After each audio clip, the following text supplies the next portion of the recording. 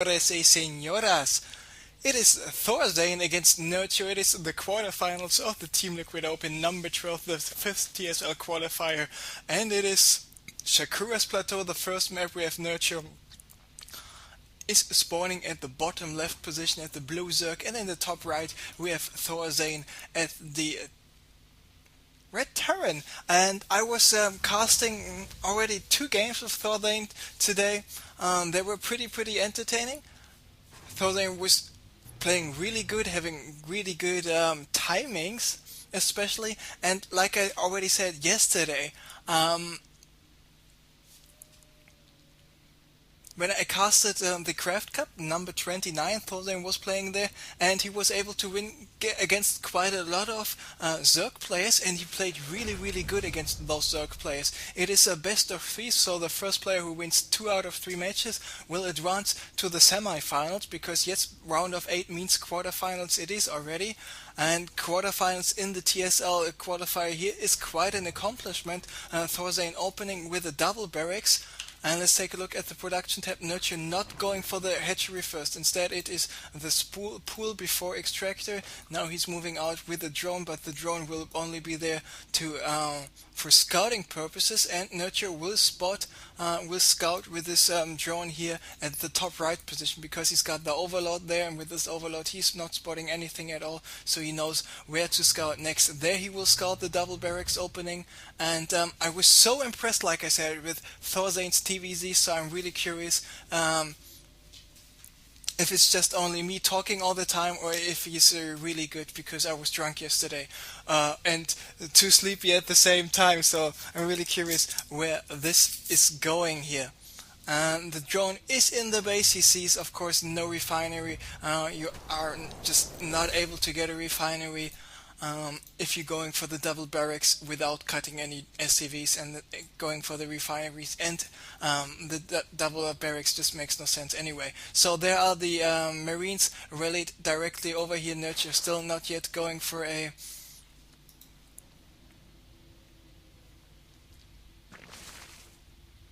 hatchery, but instead he is going for the roach ruin, and I'm just worth thinking about. So by the way, Thorzain going for the bunker. I was thinking about Nerchio's ZVT style, and this is really different. I mean, Nerchio is one of the players who cries or whines in QQs the most about imbalance, especially he's got problems with Terran players. He doesn't really care about Protoss players, but he does care about Terran players, and if I've got him on Real ID, and 2 out of 3 days he is complaining about balance with Terrans, so you don't need to skill, you don't need any skill, you just need to play Terran to be successful and stuff like this. And Nerchio was a random player, but he decided to play Zerg. I'm not sure if he plays on the ladder random as well. Of course, if it's a TVT, the Terran player, he plays against a Terran player, and the Terran player decides to play on Steps of War, he plays Terran as well, and he's not a bad Terran player. That's why he was also able to win a Team Liquid Open already. He was number 1 on the European ladder as a random player, so I mean, he's got quite a lot of tricks up his sleeve. The question is, will it be enough? Unconventional strategies is what we see from him from time to time, and let's take a look if he will be able to do so as well. And because we got cross positions on Shakura's Plateau, Nerchio will be able to macro up quite a lot. I mean, he likes to macro, but he's not too hard of a macro monster. The only thing he really likes to go for as well, as soon as he got a certain amount of mutalisks out, he controls those mutalisks quite well in a TVZ, but of course he's afraid of Thors and Marines in addition. So what is Thorzain doing? He's getting 2 more barracks. There we go. There are the barracks that the Orbital Command just finished for him at his natural expansion, getting more SCVs, getting more Marines, and with the 4 barracks you will be able to produce quite a lot of units. SCV is checking if there's any fast expanding coming up here by Nerchio, but no, it is not just yet. The Zergling is here checking at the Zelnaga Watchtower. The metabolic boost will only be finished in 20 seconds here for Nerchio. Better late than never. He's going for the lair right now, still no second guess.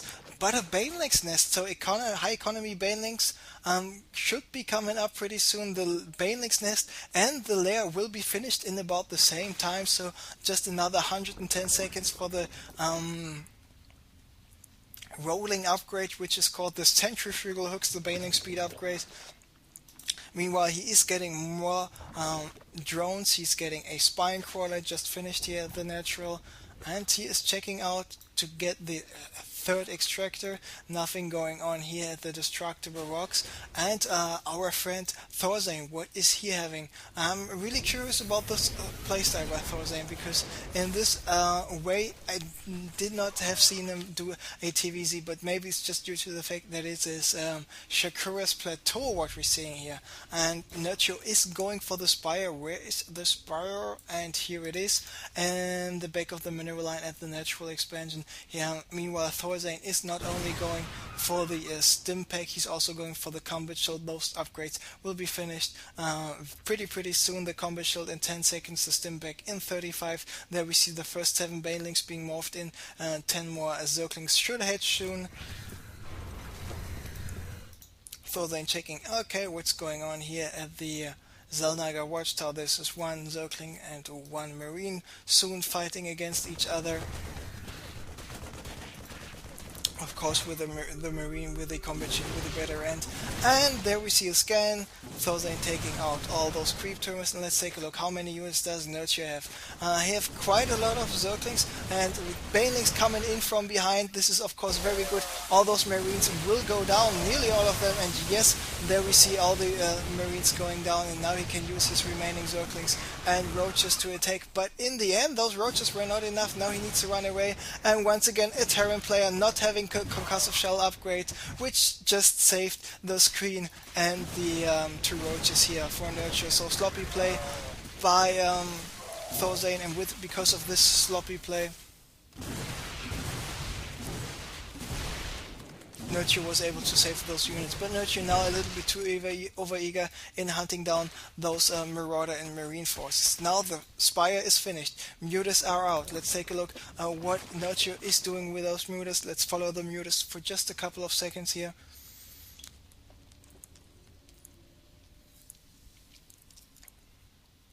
Thorzain, by the way, is getting another command center. He's getting tanks out of 2 factories.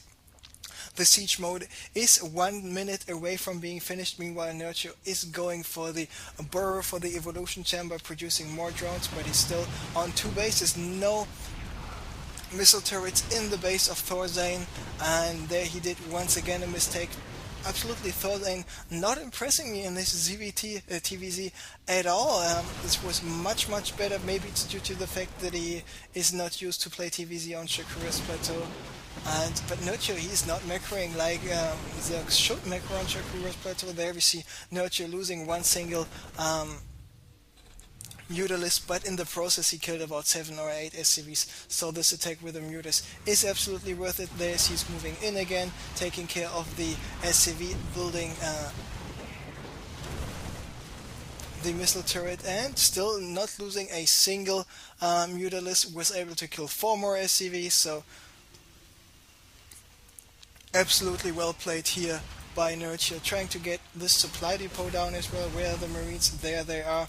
My supply depot is getting repaired, and there he wants to take out this SCV. Loses another Mutalisk in the process. Let's take a look at the kill count here. Those Mutalisks, Muta 1 with 7 kills, Muta 2 with 2 kills, and the third Mutalisk is having 3 kills. So those Mutas, there we can see how effective those guys are. Maybe taking down the supply depot, why not? Should be another option. It looks like Thorzain is moving out once again. He's got 4 Marauders, he's got 13 Marines, and he's got 1, 2, 3, 4 siege tanks. So with the siege tanks, of course, the Marines and the Marauders much more effective. So once again, Nerchio, and why did he not get the centrifugal hooks? But anyway, the centrifugal hooks will be finished right now, so no big deal there. He did a scan, went to check for some borrowed burnings, and nice catch with the Zerglings. All these SCVs, all these tanks are surrounded. The Mutas taking those remaining units out as well,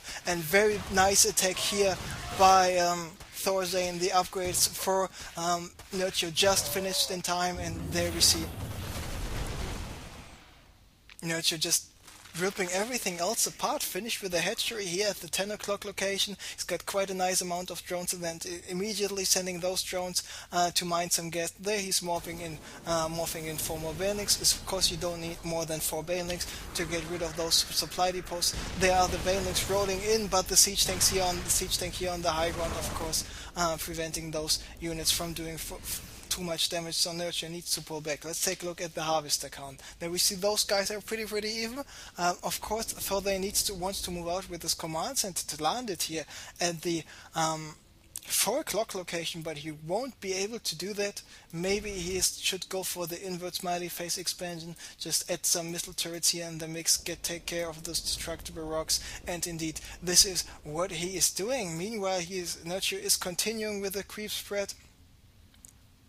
But he should connect, by the way, this base here at the 10 o'clock with the main creep highway, and he's going for the top left expansion as well.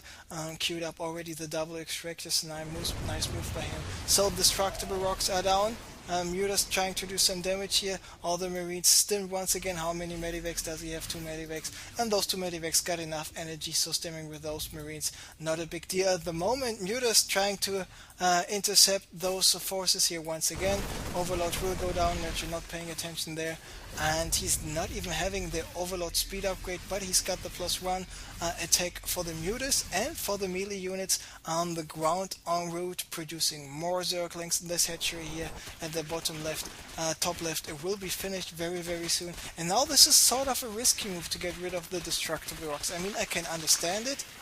Oh, and holy manoli, he is morphing in 16 banelings. Of course, he needs to move out. He needs to watch out that those cocoons won't be spotted here by Thorzain, and he needs to move back, roll back with all those banelings just in time. He just needs to get rid of the destructible rocks, and as soon as he got rid of those, he will be able to do quite some damage. The tanks are sieging up, banelings need to get away, and there the banelings are away.